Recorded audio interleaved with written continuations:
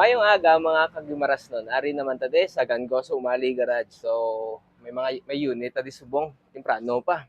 Na. So let's check it out. So ari na ang unit ta.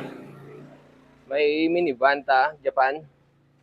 So ang amon nga inclusion sa aton nga PMS is brake cleaning and brake check up. So ari nag-check up na ta, nag-abrain na ta sa mga preno. Brake pads ta okay pa. Sa front passenger side, are pag-abreta na guba ang iya nga dust seal, stock up man ang piston niya. So this is for recommendation for replacement. So that's it, cleaning pati ang mga caliper pin niya stock up man. So kakso nato na tinluan kag i-regrease. So diri man ta sa piyak. Oh, wait.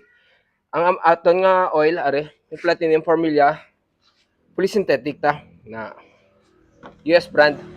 Kag may ano ta C932 nga oil filter. And upon check up also sa aton nga air cleaner, makita ta ni barado na ni siya higko. For recommendation man. Are sa piyak, as you can see, ang difference sa piyak sa piyak nga guba, are okay pa ang aton nga dust seal, so that means wala siya contamination sang mga liquid sa sulod, so ma-prevent siya sang corrosion. Amin ang normal. Preno ta ara diniluan lang same as the other side ara mga caliper piston. Okay. Sa absorber ta replacement recommendation for ano man na replacement. Puswak. Alright. Sa likod are na ang drum itinluan man naton as well ang sa likod. Nag-check na kami sang brake wheel cylinder, okay man siya, wala siya leaking.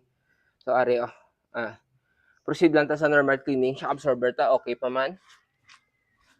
Na Suzuki. Na same as on this side. Ara. Okay man ta. Alright. May mga markings pa sila sa last PMS nila. Ali cleaning man gyapon. So are sa aton nga FI na ni siya, modern engine. So yun. Checking man ta sa mga belt and dugay-dugay check naman ang spark plug. So that's it for today. So muna na. Ari man lang kami sa Old Poblacion Benavista Guimaras. Dalom sang IFI Church. Naog ka lang gamay. Makita man ang Gango sa Umali Garage. So bye-bye. Have a nice day.